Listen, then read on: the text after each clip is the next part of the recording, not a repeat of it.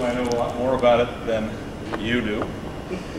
And my objective is to redress that balance in your favor, so that you know more. Not that I know less at the end of the session, but that you know more. And our knowledge bases are therefore a little more equivalent. So it'd be interesting to me to start with some reactions to your visit to the World War II Museum yesterday. What did you think of that? Anything? Did you learn anything new about the war? Anything particularly struck you as interesting or objectionable or what? Seen it all before? Didn't bother to go? I've seen it before, but every time I see it, I think it's great. It gives, I guess too, you leave there realizing how many lives were lost and how destructive that war really was from that. Yeah, we think it was probably the most destructive war in all recorded history in terms of lives lost. And as that film also said, maybe it said it elsewhere in the exhibit, we're reasonably confident it's the first war, in modern times at least, where the civilian death toll is greater than the military death toll, which is an interesting characteristic of that war. What if I asked you the question, who won World War II? No one, to me, no one. No one. You know, just look at the whole devastation. It was just like, no one really won. I would say that. Okay, there's one answer. No one won the war. I'd say the United States. The United States won the war. Yes, I would say that they did because they stopped the wheel of the other countries. They stopped the wheel of the Germans, of the Italians. They stopped the Japanese. They stopped them from doing what they wanted to do, so they had to be in a winning situation. And we emerged out of it as a superpower. Say again? We emerged from World War II a great power. That's what we had been going. That's for sure. Yeah. But we went in it with like bare minimum. So it did make the United States have a different appearance to the rest of the world after that. Let's spool back a little bit. What do you think we mean by the question, who won the war? There are different ways to understand that question. I would say that humanity won the war to a certain degree, not any particular country, because if you look at the number of deaths, you know, that were projected, how much more would have happened if the war had been lost in regards to the Allies being successful? The death machine that was created during the Nazi regime, it would not just to some degree would have stopped at the annihilation of the Jewish population, but any and every individual who may have been captured who does not fall along to that Aryan theory in which it was trying to incorporate. You know, when you look at humanity, I would say as a whole, humanity. Well, economically,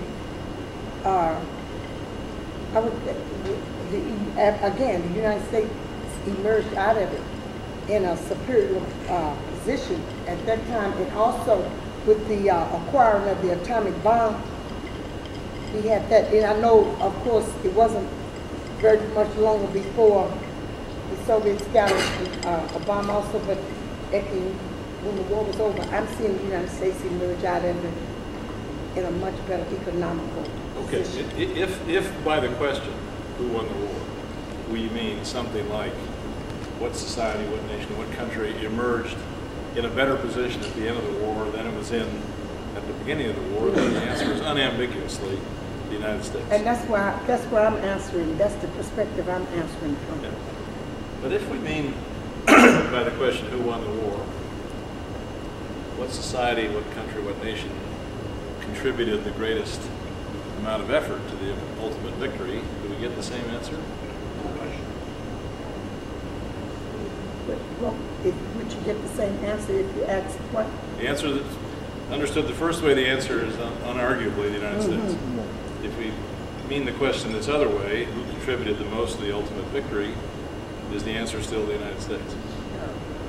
It would depend, because Great Britain was the only remaining democratic entity that withstood Germany during that particular time. I would have to say that when the United States came in, yeah, they had a large impact in regards to involvement.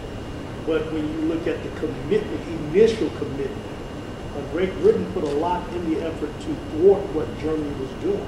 But then with the United States, with the Lend-Lease Act, I mean, we provided quite a bit to Great Britain through the Lend-Lease Act. So it would be hard for me not to say the United States. And let me say this, and this may not be with your question, but I want to say when I was watching them, every time I watch that film, I feel proud to be in America. And the reason being is because looking at us being able to get ready for those two wars when we ultimately were not ready from the beginning. The strength that America used to come together to actually stand up and be counted. Well, I think that film is a very powerful film, in my view. I think I think you'd have to have a heart of stone not to be moved by it. On the other hand, I think it's the Red Army. that film is And why is that? piece of national self-congratulation. Why is that? And it's made from an entirely American point of view. I'm sorry, I interrupted you. I think it's the Soviets. I think it's the Red Army.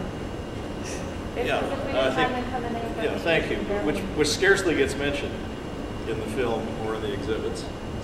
But, well, I'll come back to this point, but you're absolutely right. If we ask the question in this way, what society contributed the most to the ultimate victory, at least with respect to the main theater of war, which is the European theater, there's no question it's the Soviet Union. Unambiguous answer. A slightly different answer if you talk about the Pacific theater, where the United States was the principal adversary of the Japanese. Right. But in the European theater, which is the center of gravity of the whole thing, the Soviet role is just enormous, absolutely enormous. And the American role is actually pretty marginal. I'm sorry. Yes, ma'am. I was thinking about Winston Churchill during this time, because I believe he had his hands full too with that king that abdicated. What was his name? Edward and all that going on. Edward the Uh-huh. Duke of Windsor. And didn't he have connection? Edward was kind of odd. Sometimes I think a little boogaloo. And the Germans were preying on his insanity, so to speak. And Winston too. I love Winston.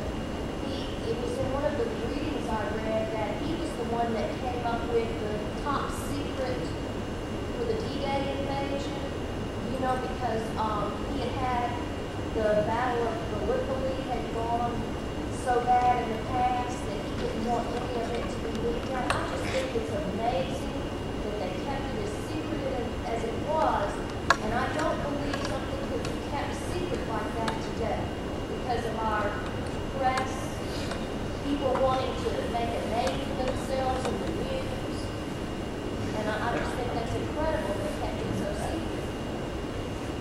They did. It took a lot of effort, as a matter of fact. Part of the exhibit yesterday talked about some of that deception that misled the Germans about where the ultimately predictable cross-channel invasion was going to come. Actually, it had names called Operation Fortitude. And I don't know if you saw the pictures of the inflatable trucks and inflatable tanks. Are all fake, but by aerial surveillance, they looked like the real thing. And they were an effort to deceive the Germans into thinking that the role, the amphibious invasion was going to go across the English Channel that was called the Pas de Calais instead of on the Normandy beaches. The strategic effect of that deception was to make it difficult to the point of close to impossible for the Germans to concentrate all their defensive effort in one place. They had to hold it behind the line in case the big attack came one point or the other, and they were induced turned out to be fatal delays in the allocation of those reserve elements. So you're absolutely right, the deception is an important part. Yeah. I think what the Russians did was good. But you know, I just think of it, I guess, the sports sense. We beat them just so many times and continue to push people back on 3 different fronts: North Africa, D-Day, and then throughout the Pacific. I didn't see anybody else that did that. I mean, the Russians did a good thing on that front, but I mean, the United States was. Well, the Russians pushed the Wehrmacht about 2,000 miles. Right. From Stalingrad to Berlin. And that's great. But we did it from France all the way throughout Europe, and we did it all the way throughout the You Pacific. need to look at a map. The Western advanced a few hundred miles. Right, and the Pacific and North Africa. And the Western advance comes, the Pacific's another story. The Western advance comes, get this, 11 months before the war's conclusion.